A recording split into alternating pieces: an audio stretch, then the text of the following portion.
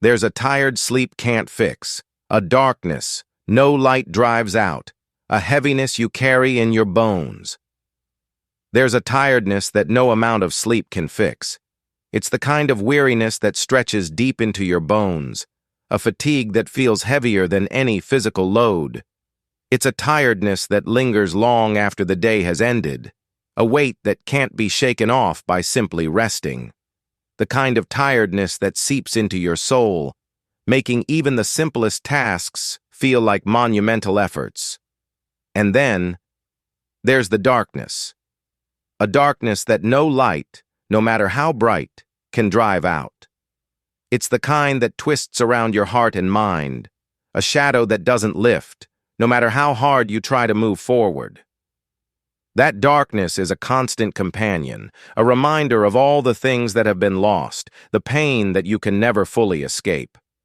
It's not just in the mind, it's in the body. A heaviness you carry, both physical and emotional, that aches in ways you can't explain to anyone who hasn't experienced it themselves.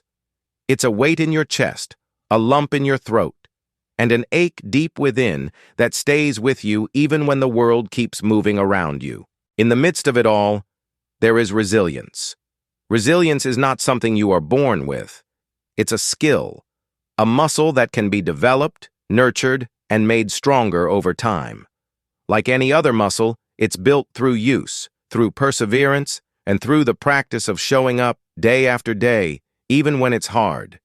Even when your body is tired and your soul feels like it's been drained of all its light, you find a way to press on. It's about engaging with life in a way that acknowledges your grief, honors your losses, and gives space to your healing. Resilience is the quiet act of showing up, even when the world doesn't seem to notice. Every setback, every moment of darkness and grief shapes your resilience. It's not a destination. It's a process, a continual unfolding that invites you to grow, adapt, and become, little by little, more whole than you were before. The process doesn't erase the pain, but it teaches you to navigate through it and move forward, even when it feels impossible. And every victory, no matter how small, adds another layer of strength to the foundation you're building. You learn to stand even when you feel like the ground beneath you is giving way. But this battle, this constant fight, is not only within. It's a fight against a world that has done a great job of boxing us in, of limiting who we are based on arbitrary standards. From childhood, I learned that love was conditional, not unconditional. I've been told time and again that my worth is measured by how much I fit into the mold that others have created for me. I've fought with that my whole life, struggling to carve out space for myself where I felt unseen, unheard, and unworthy. This struggle against societal biases is a significant part of my journey. When I think about my parents, I remember the chaos of domestic violence that defined much of my early years. Those memories still sneak back in, creeping into the quiet moments when I'm alone and when the weight of the past feels heavier than anything I'm carrying now.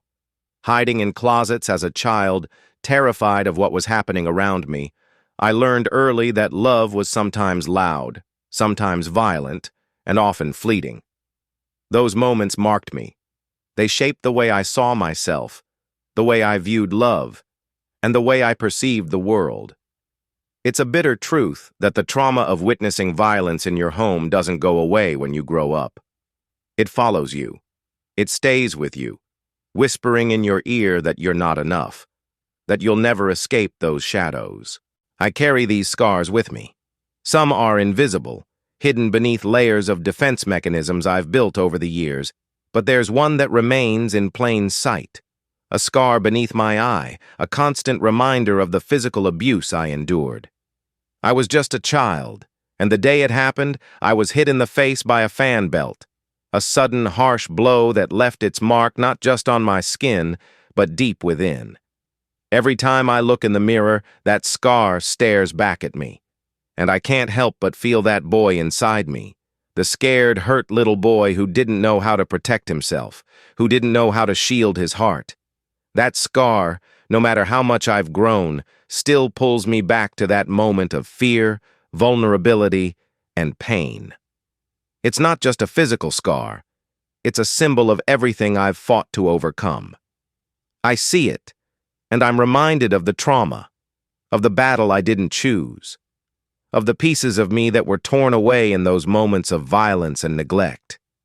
And in those moments when the weight of the world feels too heavy, when I'm struggling to keep moving forward, that scar seems to echo the painful truth. That the battle isn't just external, it's internal too. Every day I have to confront that scar, both the one on my face and the ones buried deep inside, and remind myself that I am more than the sum of my past. I have survived. And emotional neglect, though often overlooked, has had a profound impact on me as well. It's one of those silent killers, less obvious but just as damaging. Growing up, I didn't feel the warmth of unconditional validation. My emotional needs were left unmet, and that left a lasting scar. When emotional neglect is your reality, it can shape every relationship you have as an adult. You carry with you a persistent feeling of unworthiness, as if you're not quite enough to be loved or valued. That feeling can act as a barrier to deep connections with others. You build walls around your heart, fearing rejection and judgment, afraid to show the world who you are. The weight of this neglect is something I've carried with me, and it's a burden that many others may also be familiar with. The result is that for years, I distanced myself from the people who loved me most. I isolated myself because I believed that if I stayed far enough away, I could dull the pain of loss. But in doing so, I cut myself off from the very support that could have healed me. I turned inward into a world that was too small and too lonely ever to provide real peace. The struggle with isolation is one that many of us may face, serving as a poignant reminder of the importance of connection and support in our healing journeys. The struggle of heightism and identity, and the world's expectations, those arbitrary boxes we're all expected to fit into, only magnified this isolation.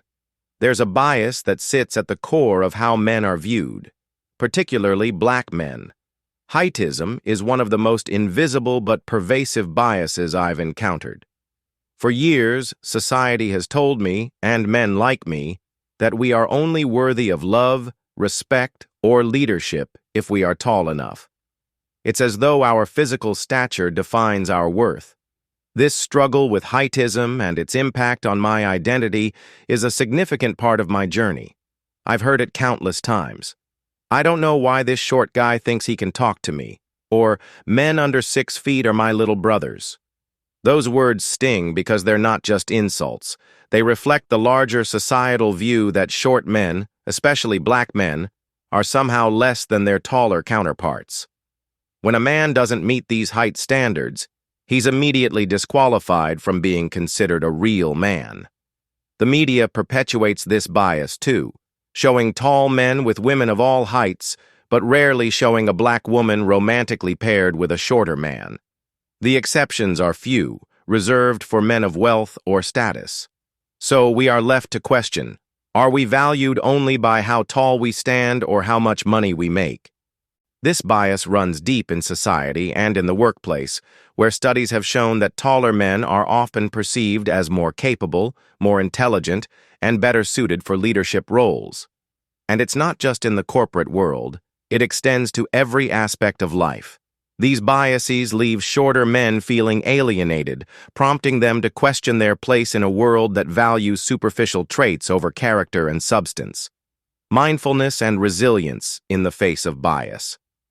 But resilience is the response to these challenges. It's not about fitting into the mold that society has set for us. It's about surviving and thriving, despite those arbitrary standards. I've learned that resilience doesn't mean never feeling tired or defeated. It means being able to recover from these feelings. It means continuing to fight, day after day, even when the fight feels endless. Even when the weight of expectations presses down on you, making it feel impossible to move forward.